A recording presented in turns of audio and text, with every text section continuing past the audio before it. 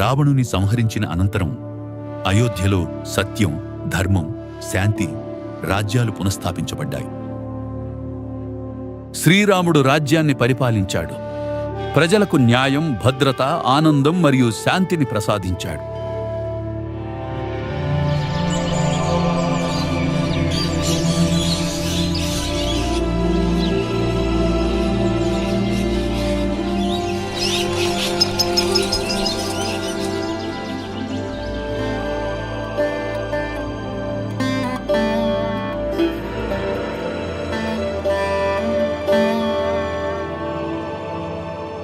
ప్రభు, నన్ను పిలిచారని తెలిసింది.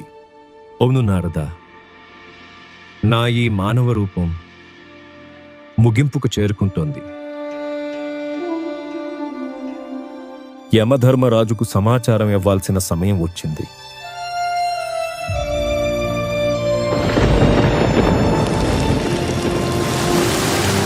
ప్రభు, ఏమంటున్నారు?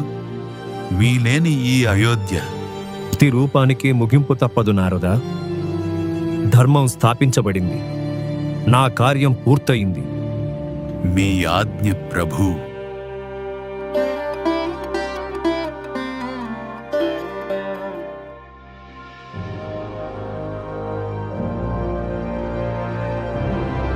ఏమైంది నారద? ఎందుకు అంత ఆందోళనగా ఉన్నావు? చెప్పు నారదా, ఏమి జరిగింది? యమధర్మరాజు, ఆయనే మరణానికి అధిపతి. మీ ప్రాణాన్ని హరించేందుకు ఆయన సిద్ధమయ్యాడు.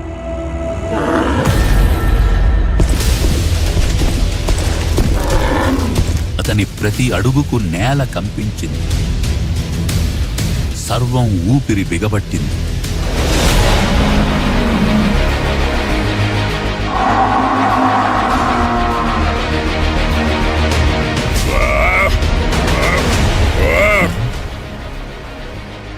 అతడు ఒక్క అడుగు కూడా ముందుకు వేయలేకపోయాడు.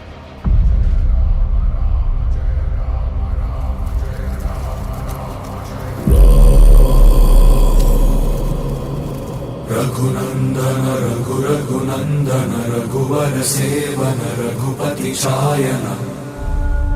ఎందుకంటే అక్కడ ఒక శక్తి నిలబడి ఉంది. పర్వతం లాంటి రూపం. శ్వాస నిండా రామనామం.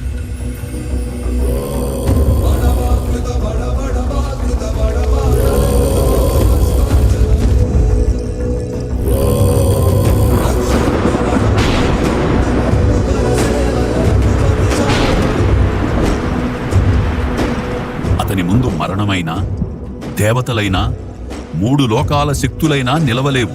మీరు తీసుకునే ఊపిరి, గాలి కూడా మీ దగ్గరికి రావాలంటే మొదట ఆ శక్తిని దాటి రావాల్సిందే.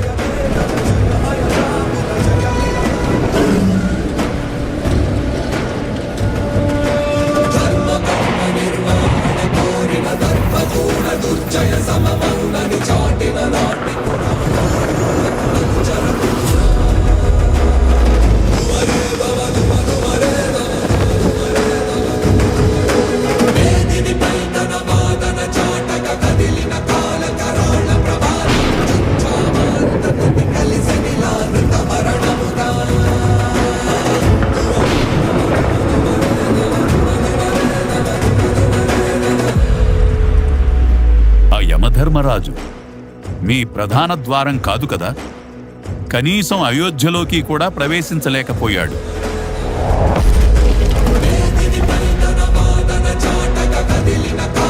హనుమా